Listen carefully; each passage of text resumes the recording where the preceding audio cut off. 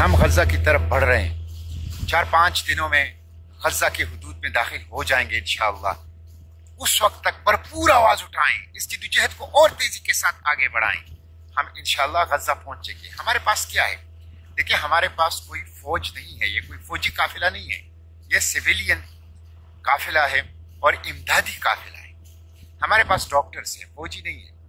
मेरे पास भी इस जहाज में एक डॉक्टर मौजूद है जिसने यूरोप से अपनी तिब की तालीम हासिल की है और कनाडा और अमेरिका से तखस्सुस किया है। बहुत बड़े डॉक्टर हैं, वो गज़ा के जख्मियों के इलाज के लिए जा रहे हैं, अपनी जिंदगी को खतरे में डालें।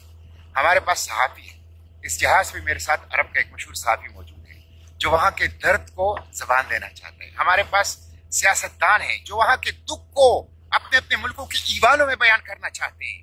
हमारे पास इंसान दोस्त, इंसानी इमदाद के काम करने वाले फिलैंथ्रोपिस्ट हैं जो वहाँ खिदमत करना चाहते हैं। ये हमारे पास कोई फौजी नहीं है, ये फौजी काफिला नहीं है, ये इंसानी इमदादी सिविलियन काफिला है।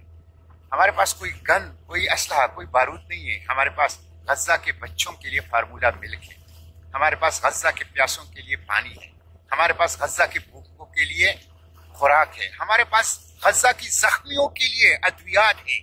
हम यही लेके गज़ा के पास जा रहे हैं, उम्मीद लेके, जिंदगी का पैगाम लेके, अमन का पैगाम लेके गज़ा की तरफ जा रहे हैं। ये उम्मीद का, जुरत का, सब्र इस्तिकामत का काफिला है। समूद का मतलब ही सब्र इस्तिकामत है। इसलिए इसका साथ दीजिए और पूरा आवाज उठाइए ताकि हुकूमतें मजबूर होके इसको सिक्योरिटी दे, इसको सिक्योरिटी गारंटी करें। तो इसके लिए आपकी आवाज उठाने की जरूरत है, मजीद आवाज उठाने की दुआओं के साथ।